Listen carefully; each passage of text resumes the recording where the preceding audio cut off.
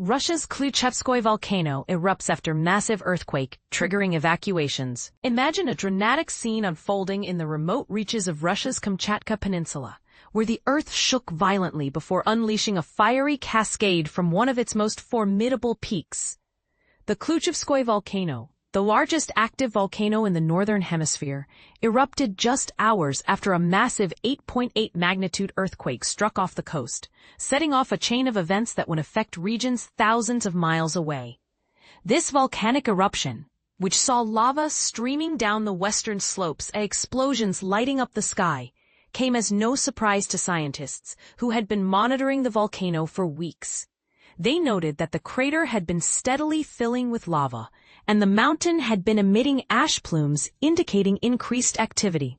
The earthquake, tied for the sixth strongest ever recorded, triggered a tsunami that sent waves across the Pacific Ocean. As a result, emergency declarations were issued from Russia to Hawaii, and warnings were extended as far south as New Zealand.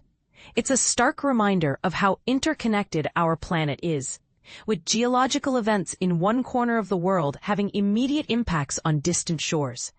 Located in the Kamchatka region, Klyuchevskoy stands tall at 4,750 meters, 15,584 feet.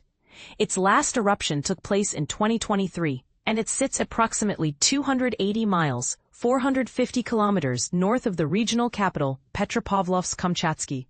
Observers reported seeing explosions and lava flows on the volcano's western slopes, with ash plumes reaching heights of about 1.9 miles, 3 kilometers above sea level during the day of the eruption. On July 19, the Institute of Volcanology and Seismology at the Russian Academy of Sciences, Far Eastern Branch, shared an image on Telegram showing a lens-shaped cloud above the crater, illuminated by the glowing lava beneath. This image captured the volatile nature of the volcano, which is part of Kamchatka, often referred to as the land of fire and ice. This region is home to around 300 volcanoes, 29 of which are active, making it one of the world's most seismically active volcanic zones, according to NASA Earth Observatory. The Tokyo Volcanic Ash Advisory Center, VAAC, issued an advisory stating that ash from the eruption was moving east at 10 knots, and could spread over hundreds of kilometers in the coming hours.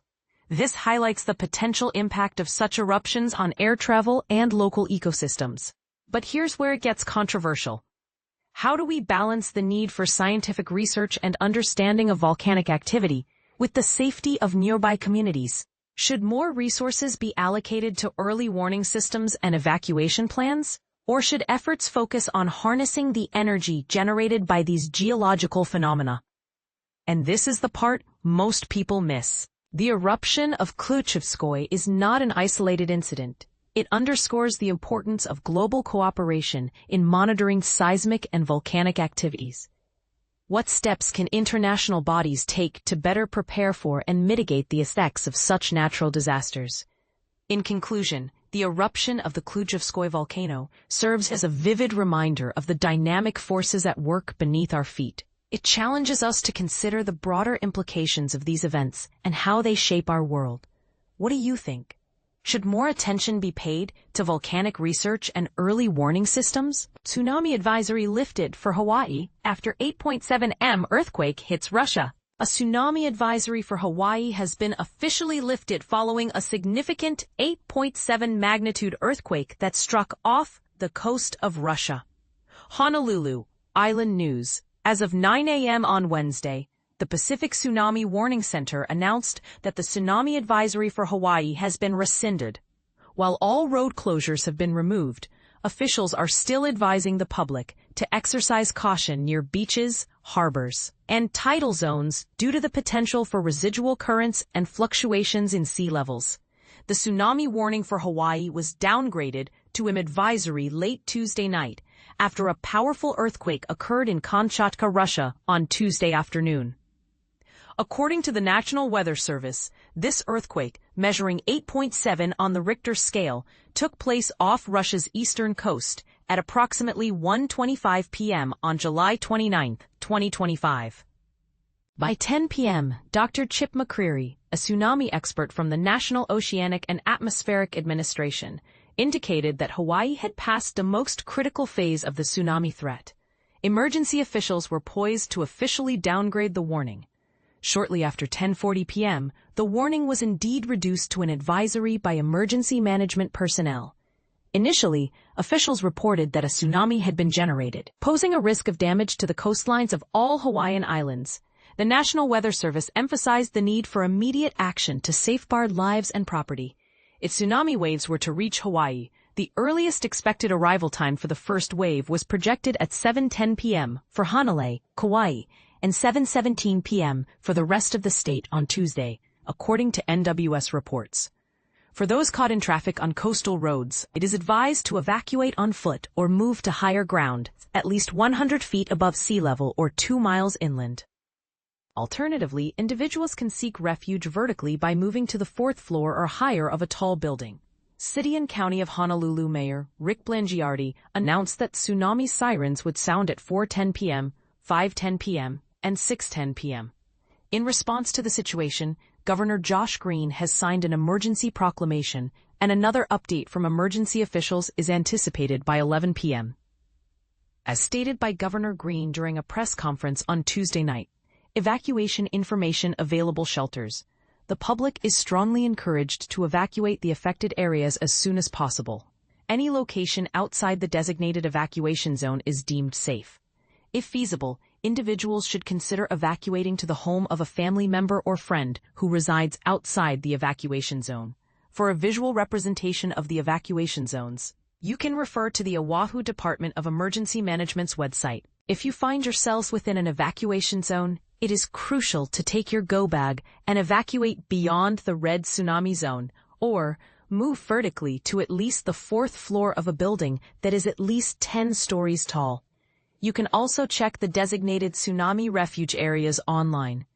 The County of Hawaii has mandated the evacuation of all tsunami inundation zones due to the tsunami warning. Emergency shelters have been established at various locations on Hawaii Island, including Pu'uo Community Center, Panaioa Park, Kea'au Armory, Pahoa Neighborhood Facility, Kau District Gym, Na'alehu Community Center, Yano Hall, Kealakea High School Gym, Waimea Community Center, Hisoka Gym, Honoka Gym.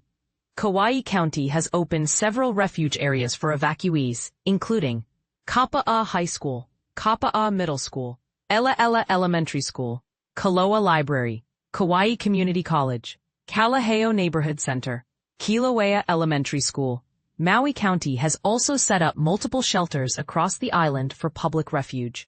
The Kihei Community Center and Velma McWayne Santos Center were scheduled to open at 5:15 p.m. Visitors are advised to adhere to their hotel or lodging evacuation protocols.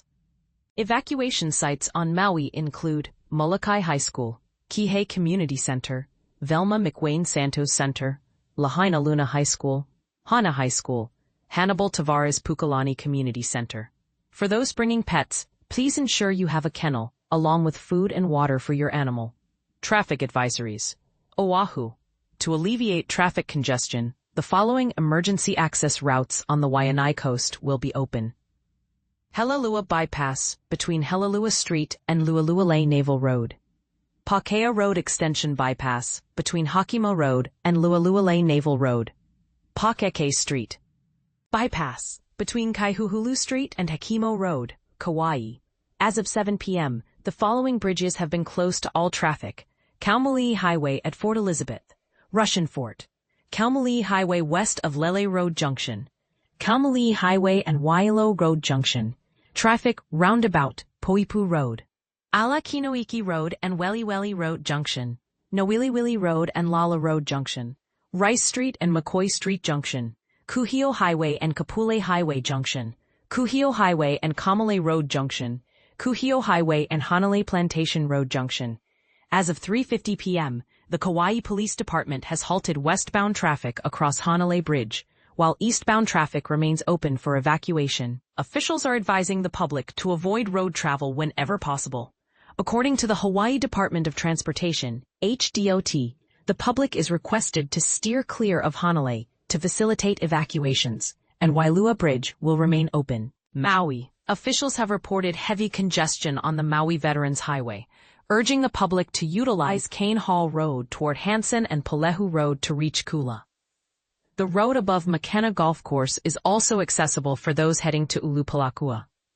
Oprah's Road is open for access to upcountry, as per the Maui Police Department. Travel impacts all islands. According to FlightAware, numerous flights have experienced delays or cancellations, particularly affecting inter-island travel routes from Honolulu to Molokai, Lanai, Lihue, and Hilo. For the latest updates, you can check the live airport status sheet. The Coast Guard captain of the port has mandated that all vessels adhere to their protocols for leaving port. Oahu, baggage claim at the Daniel K. Inouye International Airport was temporarily suspended during the initial wave of arrivals, but has since resumed. Flights are set to restart, beginning with inter-island flights and staggered trans-Pacific flights. Big Island. Commercial operations at Hilo Airport were suspended as of 4:17 p.m. to facilitate evacuations from Keaukaha. The airport is currently working on procedures to reopen the runway for flights scheduled for Wednesday. Maui. Operations at Kahului Airport will be suspended prior to the arrival of the first wave, as stated by HDOT. Passengers are currently sheltering in the terminal, and those individuals will be re-screened before departures in the morning.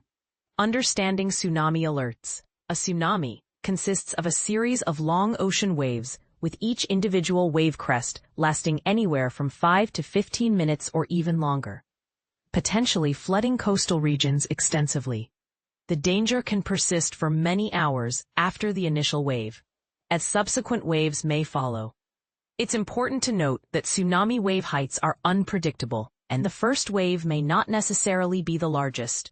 So what exactly do the different tsunami alerts mean? Tsunami Information Statement. This indicates that an earthquake has occurred, but there is no threat of a tsunami, or it is too far away for a threat to be determined. Generally, this means there is no risk of a destructive tsunami. Tsunami Watch. This alert signifies that an earthquake has occurred, but it is currently unknown whether a tsunami has been generated. During a tsunami watch, the public should be prepared to take action, as a tsunami may impact the area later. Authorities are still gathering information during this time. Tsunami Advisory. This means that a tsunami capable of producing strong currents or waves is imminent, expected, or currently occurring. During this advisory, the public is advised to stay out of the water and avoid beaches and waterways. Tsunami Warning.